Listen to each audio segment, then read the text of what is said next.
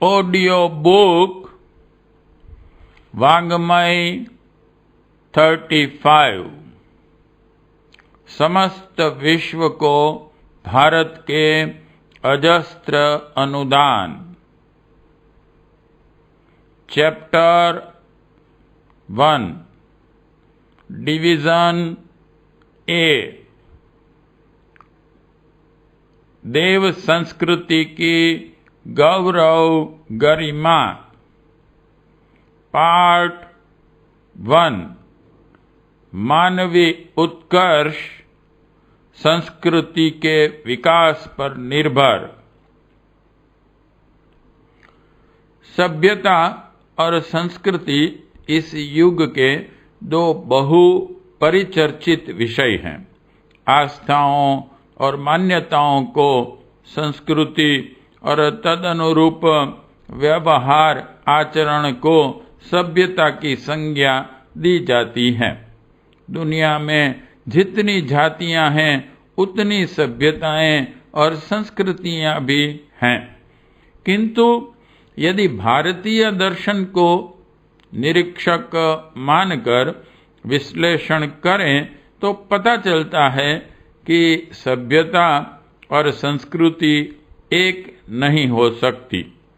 मानवीय सभ्यता या संस्कृति कहें या चाहें जो भी नाम दें, मानवीय दर्शन सर्वत्र एक ही हो सकता है। मानवीय संस्कृति केवल एक हो सकती है, दो नहीं, क्योंकि विज्ञान कुछ भी हो, मानवीय प्रादुर्भाव का केंद्र बिंदु और आधार एक ही हो सकता है। इनका निर्धारण जीवन के बाह्य स्वरूप भर से नहीं किया जा सकता। संस्कृति को यथार्थ स्वरूप प्रदान करने के लिए अंततः धर्म और दर्शन की ही शरण में जाना पड़ेगा। संस्कृति का अर्थ है मनुष्य का भीतरी विकास, उसका परिचय व्यक्ति के निजी चरित्र और दूसरों के साथ किए जाने वाले सद्व्यवहार से मिलता है। दूसरों को ठीक तरह समझ सकने और अपनी स्थिति तथा समझ धैर्य पूर्वक दूसरों को समझा सकने की स्थिति भी उस योग्यता में सम्मिलित कर सकते हैं जो संस्कृति की देन है। आदान प्रदान एक तथ्य है जिसके सहारे मानवीय प्रगति के चरण आगे बढ़ते बढ़ते वर्तमान स्थिति तक पहुंचे हैं। कृषि, पशुपालन, शिक्षा, चिकित्सा, शिल्प, उद्योग, विज्ञान, दर्शन जैसे जीवन की मौलिक आवश्यकताओं के संबंधित प्रसंग किसी क्षेत्र या वर्ग की बपौती नहीं है। एक वर्ग की उपलब्धियों से दूसरे क्षेत्र के लोग परिचित हुए हैं, परस्पर आदान प्रदान चले हैं और भौतिक क्षेत्र में सुविधा संवर्धन का पथ प्रशस्त हुआ है। ठीक यही बात धर्म और संस्कृति के संबंध में भी है। एक ने अपने संपर्क क्षेत्र को प्रभावित किया है, एक लहर ने दूसरी को आगे धकेला है। लेन देन का सिलसिला सर्वत्र चलता रहा है। मिलजुल कर ही मनुष्य हर क्षेत्र में आगे बढ़ा है। इस समन्वय से धर्म और संस्कृति भी अछूते नहीं रहे। उन्होंने एक दूसरे को प्रत्यक्ष एवं परोक्ष रूप से प्रभावित किया है। अब दुनिया में कोई ऐसी नस्ल नहीं बची जो पूरी तरह रक्त शुद्धि का दावा कर सके। जातियों के बीच प्रत्यक्ष परोक्ष रूप में बेटी व्यवहार चलते रहे हैं और नस्लों के मूल रूप में आश्चर्यजनक परिवर्तन हो गया है। भारतवंशी लोगों के रक्त में आर्य और द्रविड़ रक्त का सम्मिश्रण इतना अधिक हुआ है कि दोनों से मिलकर एक तीसरी अथवा संयुक्त जाति बन गई है। इसी प्रकार एक सभ्यता पर दूसरी सभ्यता के निकट आने का भारी प्रभाव पड़ता है। भारत में पिछले 1000 वर्ष से मुस्लिम और ईसाई सभ्यताएं आती रही हैं। उनके पूर्ण अनुयायी कितने बने यह बात पृथक है। सामान्य जनमानस ने उनका बहुत कुछ प्रभाव ग्रहण किया है। प्रचलित भारतीय पोशाक ऐसी नहीं है जिसे 2000 वर्ष पुरानी कहा जा सके। इसी प्रकार रीति रिवाजों एवं मान्यताओं में भी अनजाने ऐसे तत्वों का समावेश होता रहा है जिसे खुले मन से न सही हिचकिचाहट के साथ समन्वय स्वीकार किया जा सके। यह सभ्यताओं का समन्वय एवं आदान प्रदान उचित भी है और अनावश्यक भी।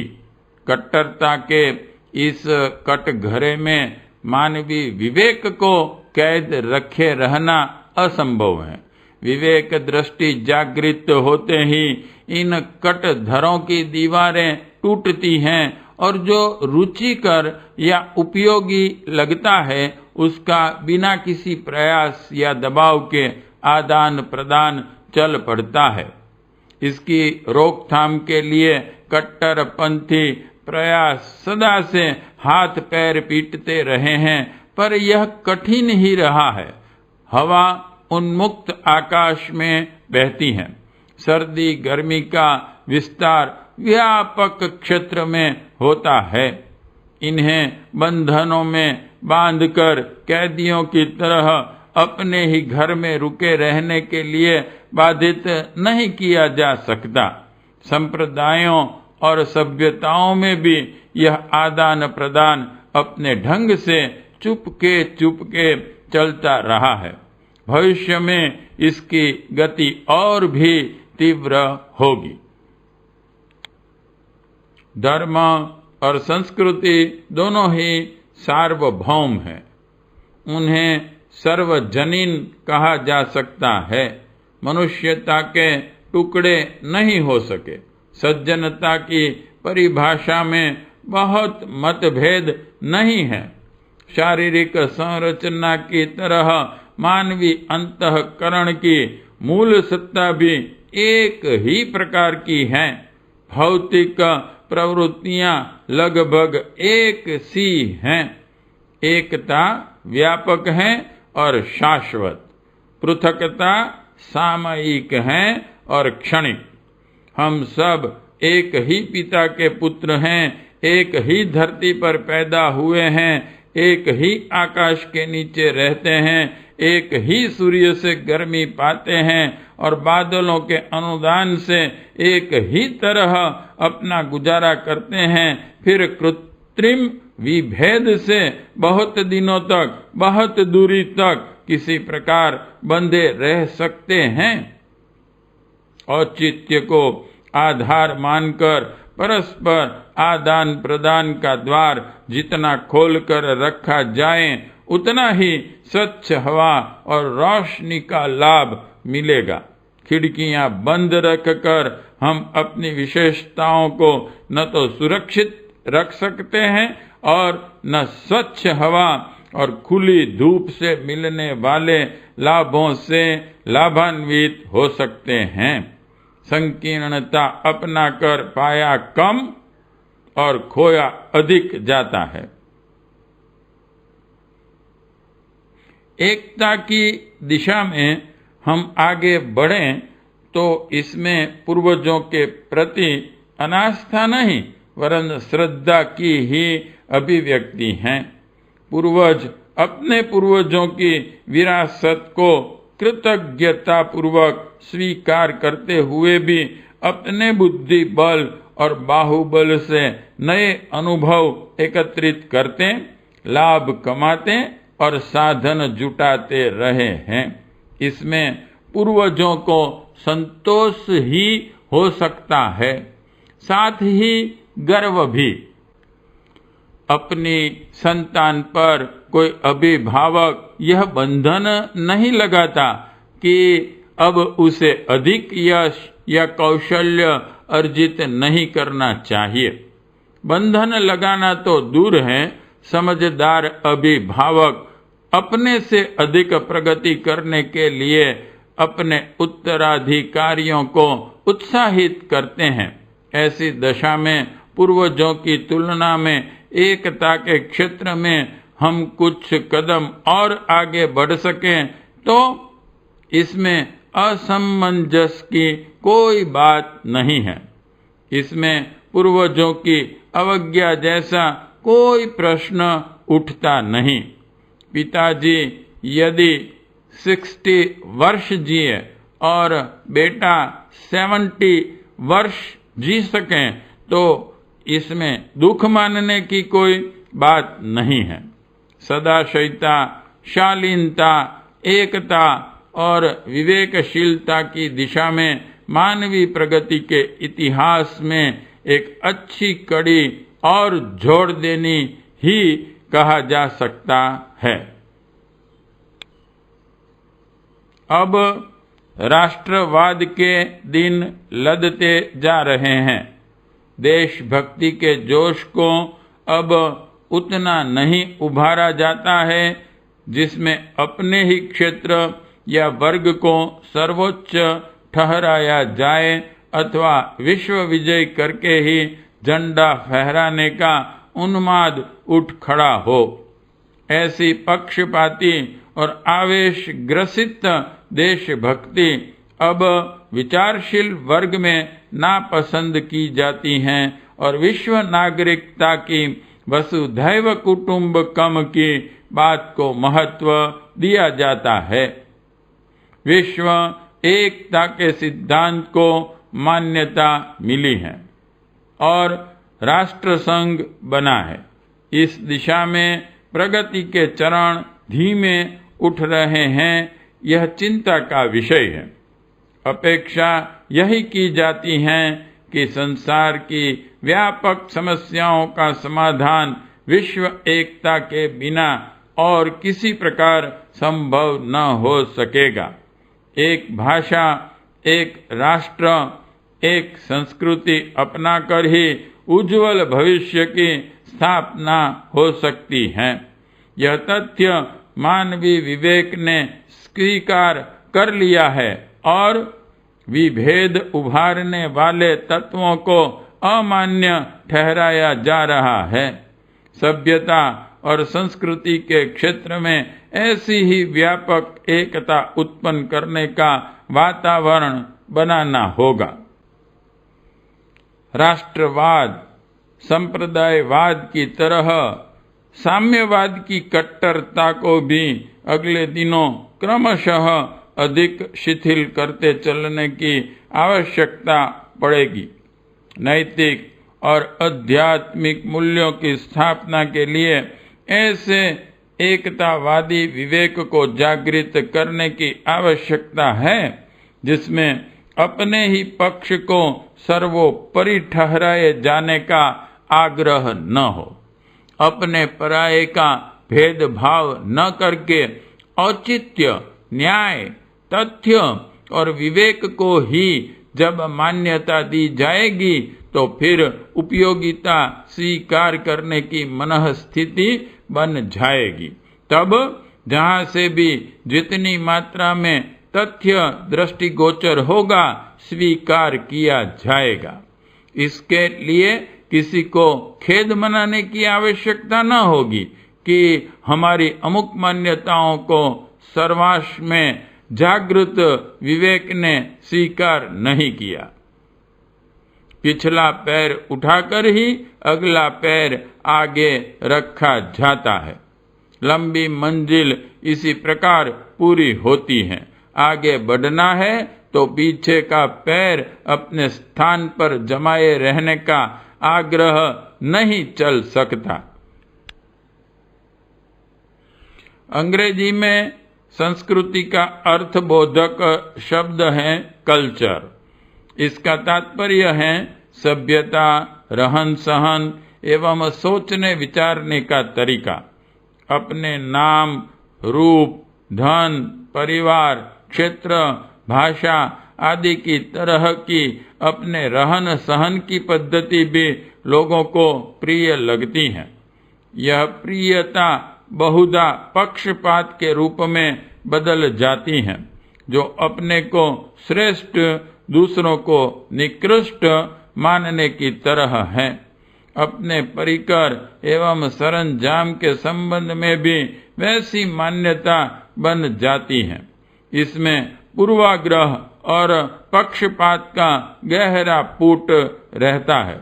यद्यपि वह लगता ऐसा है मानो सत्य अपने ही हिस्से में आया है और दूसरे सभी गलत सोचते और झूठ बोलते हैं। अन्यान्य मतभेदों की तरह संस्कृति संबंधी मतभेद भी एक हैं, जिसके लिए बहुत बार भयंकर युद्ध होते रहे। व्यक्तिगत जीवन में भी विद्वेष, घृणा, आक्रमण, प्रतिरक्षा जैसी विडंबनाएं अनेक बार संस्कृति के नाम पर भी खड़ी होती रही है और उनमें मनुष्य जाति को धन, जन, नीति, सद्भावना, शांति और सुरक्षा की दृष्टि से भारी हानि उठानी पड़ी है। इस प्रकार जहाँ संस्कृति का मूल अस्तित्व व्यक्ति और समाज के कल्याणकारी तत्व पर आधारित है, वहाँ उसके प्रति अत्युत्साह और दुराग्रह में विद्वेष के विष बीज भी कम मात्रा में भरे हुए नहीं हैं। यूरोप में ईसाई धर्म के प्रति और एशिया में इस्लाम धर्म के प्रति अत्युत्साह ने जिस निष्ठुरता का परिचय दिया है, उससे उन संस्कृत प्रेमियों को गौरव बढ़ा नहीं। उन धर्मों की गरिमा अंतःकरण की गहराई में प्रवेश न कर सकी। यद्यपि बहुतों ने भयभीत होकर अथवा लोभ लाभ की दृष्टि से उन्हें स्वीकार अवश्य कर लिया। संस्कृति शब्द को सभ्यता से पृथक रखा जा सके तो अर्थ का अनर्थ होने से बच सकता है। धर्म और संप्रदाय के संबंध में भी यही बात होनी चाहिए। धर्म एक चीज है और संप्रदाय दूसरी। संप्रदायवाद धर्म तत्व का समर्थक ही हो यह आवश्यक नहीं। बहुत सी रिवाजें एवं मान्यताएं हो सकती हैं जो प्राचीन होने के साथ साथ लोकप्रिय बन गई हों और अनेकों व्यक्ति उसके समर्थक अनुयायी हों, इतने पर भी उनका बहुत सा पक्ष भावना के मूल सिद्धांतों से मेल न खाता हो। भारतीय समाज को ही लें, जाति पाति के नाम पर ऊंच नीच की भावना और नर नारी की असमानता की मान्यता गहराई तक लोगों के मनों में उतर गई है। नीति और न्याय की दृष्टि से उसका तनिक भी औचित्य नहीं है। फिर भी परंपरागत अभ्यास के कारण उसकी जड़ें इतनी नीची चली गई हैं जो काटे नहीं कटती। इसी प्रकार हिंदू धर्म में अथवा अन्य धर्मों में ऐसे ही प्रचलन हो सकते हैं। देवताओं के सामने पशु बलि चढ़ाया जाना धर्म की मूल मान्यताओं से, उच्च स्तरीय आदर्शों से मेल नहीं खाता, फिर भी उसे अनेक धर्मों में मान्यता प्राप्त है। जिस प्रकार संप्रदाय को धर्म कलेवर भर कह सकते हैं, वैसे ही सभ्यताओं में संस्कृति के कुछ तत्व झांकते हुए देखे जा सकते हैं। वस्त्र, आभूषण, वेश विन्यास देखकर किसी व्यक्ति के संबंध में बहुत कुछ जानकारियां मिल सकती हैं, फिर भी उस आवरण को पूरा व्यक्तित्व नहीं कहा जा सकता। धर्म एक तत्व विज्ञान है जिसमें उत्कृष्ट चिंतन और आदर्श कर्तृत्व की दिशा में मनुष्य को अग्रगामी बनाने के लिए कुछ नीति नियमों का निर्धारण है। संप्रदाय उस दृष्टिकोण को मानने वाले समुदाय के रहन सहन का तरीका है। यह तरीका मात्र आदर्शों से ही प्रेरित नहीं होता, वरन परिस्थितियों, साधनों एवं परंपराओं पर आधारित होता है। उसमें तत्व के सिद्धांत भी किसी मात्रा में घुले मिले हो सकते हैं, पर कोई समूचा संप्रदाय समूचे धर्म तत्व का प्रतिनिधित्व नहीं करता। उसमें दूसरी चीजों का भी समावेश हो सकता है। किसी संप्रदाय का कट्टर अनुयायी सच्चे अर्थों में धर्मात्मा भी होगा, यह नहीं कहा जा सकता। ठीक इसी प्रकार अनेक सभ्यताओं में भी मानवीय संस्कृति की झलक मिल सकती है, पर कोई सभ्यता पूरी तरह सुसंस्कृत होने का दावा नहीं कर सकती। यदि ऐसा ही होता तो फिर पृथकता से लेकर विरोध तक के ऐसे तत्व कहीं दिखाई न पड़ते जिनसे टकराव की स्थिति पैदा होती है। संस्कृति देश और जाति में पैदा नहीं हो सकती। वह मानवीय है और सार्वभौम है। दूसरे अर्थों में उसे मनुष्यता, मानवीय गरिमा के अनुरूप उच्च स्तरीय श्रद्धा, सद्भावना कह सकते हैं। इसके प्रकाश में मनुष्य परस्पर स्नेह सौजन्य बंधनों में बंधते हैं, सहिष्णु बनते हैं, एक दूसरे के निकट आते हैं और समझने का प्रयत्न करते हैं। विभेद की खाई पटते हैं, पर सभ्यताओं के संबंध में ऐसा नहीं कहा जा सकता। वे क्षेत्रों, जातियों, मान्यताओं और परिस्थितियों का कलेवर ओढ़े रहने से स्पष्टतः एक दूसरे से बहुत हद तक पृथक दिखती हैं और कितनी ही बातों में इनके बीच साधारण मतभेद भी हैं। सभ्यताएं टकराती हैं। एक सभ्यता के अनुयायी दूसरे लोगों को अपने झंडे के तले लाने के लिए उचित ही नहीं, अनुचित उपाय भी काम में लाते हैं।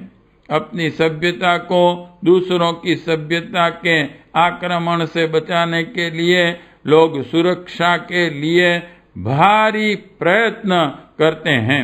ऐसे उपाय सोचते हैं जिनसे परस्पर घुलने मिलने और परस्पर आदान प्रदान के अवसर न आने पावें। धर्मों के बीच कट्टरता इस हद तक देखी जाती है कि दूसरे धर्म के पूजा उपचारों में सम्मिलित होने पर प्रतिबंध रहता है। इसी प्रकार एक सभ्यता वाले लोगों को दूसरी सभ्यता वालों के वेश विन्यास तक को अस्वीकार करते हैं। विचारों की तुलनात्मक समीक्षा करने की तो उनमें गुंजाइश ही नहीं रहती। अपना सो सर्वश्रेष्ठ, दूसरों का सो निकृष्टतम, यही अहंकार बुरी तरह छाया रहता है।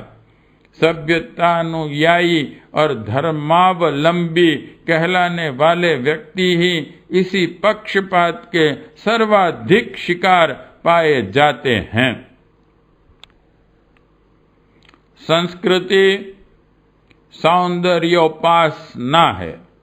एक भाव भरी उदात्त दृष्टि रहे तो वन, उपवनों, नदी, तालाबों, प्राणियों, बादलों जैसी सामान्य वस्तुओं को जब सौंदर्य पारखी दृष्टि से देखा जाता है तो अंतरात्मा में आह्लाद उत्पन्न करते हैं। श्रद्धा के आरोपण से पत्थर में भगवान पैदा होते हैं। सांस्कृतिक चिंतन से हम इस संसार को भगवान का विराट स्वरूप और अपने कलेवर को ईश्वर के मंदिर जैसा पवित्र अनुभव कर सकते। जहां ऐसी दृष्टि होगी वहां दूसरों से सद्व्यवहार करने और अपनी उत्कृष्टता बनाए रखने की ही आकांक्षा बनी रहेगी और उसे जितना कार्यान्वित करना बन पड़ेगा उतना ही अपना और दूसरों का सच्चा हित साधन बन पड़ेगा। सुसंस्कृत दृष्टिकोण अपनाकर मनुष्य अपने देवत्व को विकसित करने और वातावरण को सुख शांति से भरा पूरा बनाने में आशाजनक सफलता प्राप्त कर सकता है। विचारक इलियट ने अपने ग्रंथ संस्कृति का पर्यवेक्षण में लिखा है, संस्कृति का स्वरूप मानवीय उत्कृष्टता के अनुरूप आचरण करने के लिए विवश करने वाली आस्था है, जिसका अंतःकरण इसमें जितनी गहराई तक रंगा हुआ है वह उतना ही सुसंस्कृत है। पार्ट 1 समाप्त।